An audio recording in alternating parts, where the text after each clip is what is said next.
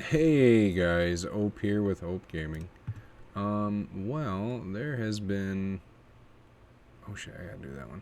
There has been an update to Raid, and I was looking at the portal, and I clicked because I was like, there's a red dot, and I always gotta click if there's a red dot, clear that shit out.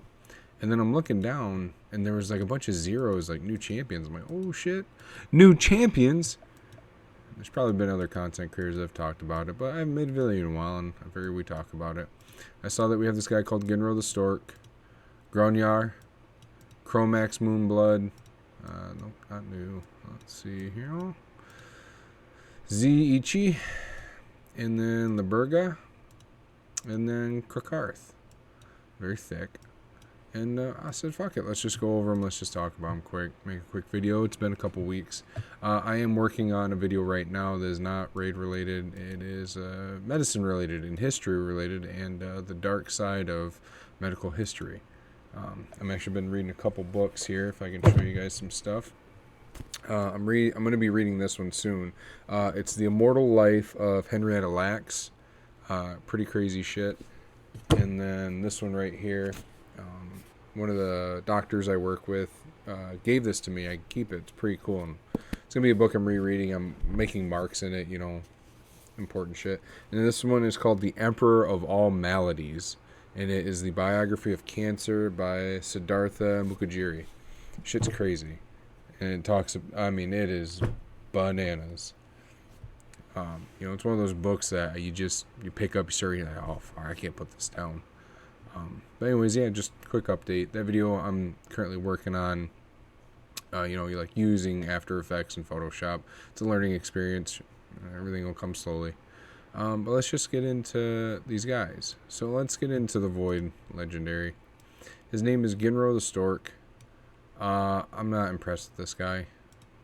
Let's just go over his passive quick, alright? So he has this passive called Laughing Gull. The effect is increases his champion's defense each time they counterattack. They are defense champions, so their damage is based on defense. Defense resets every time the champion gets a turn. So you're kind of like, do I just make him slower? Who knows? And then when attacking, converts his champion's resistance into additional accuracy. Active effect. At the end of the champion's turn, places a provoke debuff for 1 turn on all enemies under increased attack buffs. So he is probably okay at a go second team against like arbiters and duchesses and all that kind of stuff. His A1 is will attack an enemy, books up to 40% chance of increasing the cooldown of one of the target skills by 2 turns at random. That's not bad.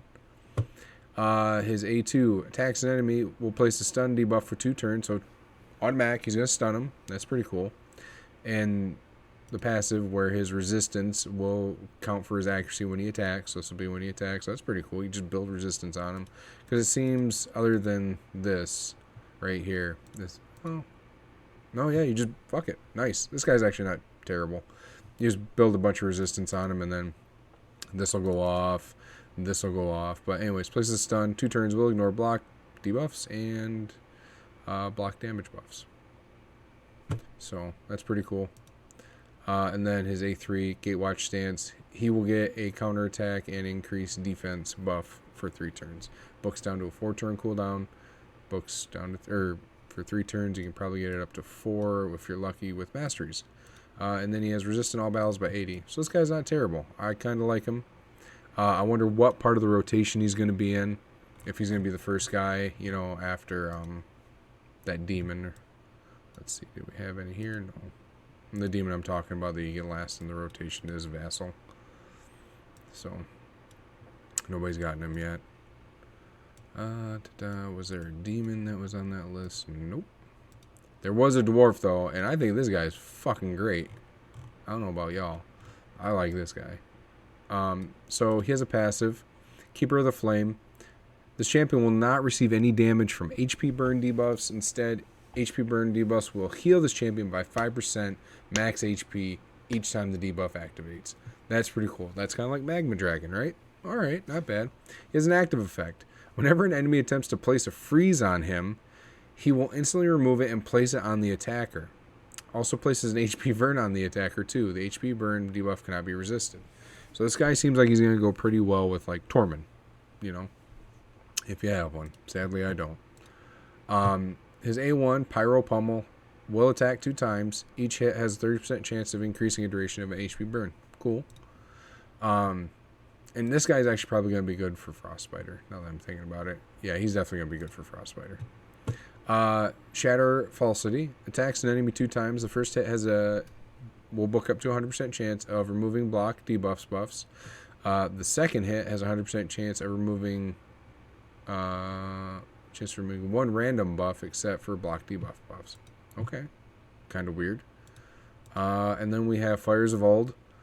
Attacks all enemies, 100% chance when booked, placing HP burn for 2 turns. Fills the champion's turn meter by 5% for every HP burn debuff that the enemy team had before this attack. And this also books down to a 4 turn.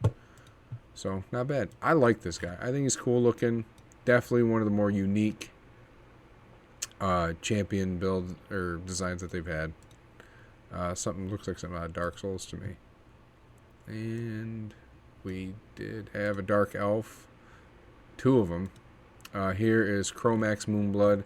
This guy, I mean, that's just the thing about Raid. Everything looks great. So he looks really cool. He reminds me of the Dark Elves from Thor the Dark World. Like, he really has that design going on here. Let's go over his passive. Silver Fear. This will book up to a 70% chance. Yes. When attacked, booked up to 70%, will place a hex on the attacker for a turn for each hit. Not bad. Not bad. Not great. He has A1 Lunar Stance. Attacks an enemy, has a 60% chance, will book up to 70 of placing decreased attack. Moonlight Bonds. Attacks an enemy, books up to 100% chance of placing block buffs debuff for 2 turns. Will fill his turn meter by 30%. Okay. I'm not... You know how it is in Raid where it's like, I'm not a fan of single target hits. And then his A3... which is pretty decent, so he's kind of like Vizix in this. Bloodmoon. Attacks all enemies, 100% chance when booked, placing Provoke for a turn, and then giving them a decreased accuracy debuff for 2 turns. I really wish this was 2 turns for Provoke for this guy. It would make him so much better. You know what I mean? I think he's really cool looking. Almost, he's got the same mace as Vizix, so kind of, I think, husband and wife maybe. Let me check here. Oh, wrong one. He's Force Affinity, too. Yeah. Yeah. She has Provoke for a turn, so... Who knows? Sorry, let's go back here, and let's go to Karth. She's a brick. House. Passive. Increases the value of shield buffs on all allies by 50% while this champion is alive. A1. Attacks an enemy. It's called Magnificent Scepter. Books up to 40% chance of removing a random debuff from a random ally. Will not remove debuffs from this champion. She's HP based. And by God, she better be. And then Eternal Return. Attacks an enemy. Places Revive on Death buff on this champion for 2 turns. Books down to a 3-turn cooldown. Weird. Lordly Might. 7 books down to 4 turns, places Big Strengthen and Shield up to 20% of the champion's max HP on all allies for 2 turns. Increases it by 15% on all other allies, so give them 35% shield equal to her health. So I mean, she's just probably your standard support. Not great, not terrible, but some meh in between. Let us look at the Orc. Right here, Laberga. Passive, Irradiate.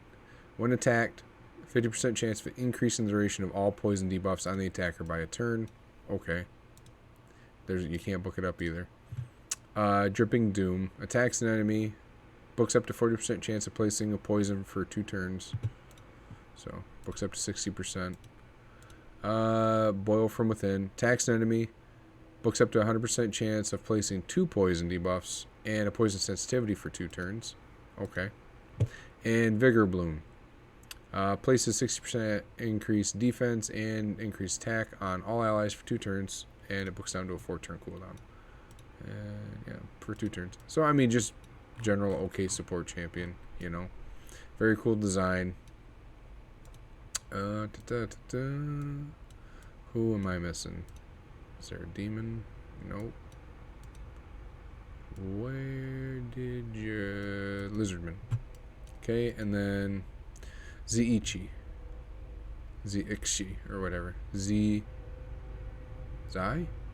Ziichi? Oh well.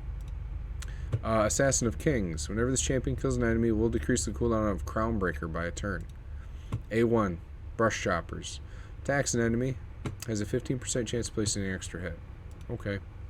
Crownbreaker. Attacks an enemy. Will ignore shield and block damage buffs. Places block damage buff on this champion for a turn if this attack kills that enemy. Okay. Ancient Rage. Places increased crit damage and increased attack on this champion for 3 turns. And then grants an extra turn. And this has a 2-turn cooldown. So, effect, well, yeah, there'll still be a turn where they don't have the buff, but not bad. The fact it gets an extra turn, pretty cool. And I can already tell some of you fucking degenerates out there are like, ooh, lizard woman, ooh, squirt, squirt, squirt, fucking people. Jesus.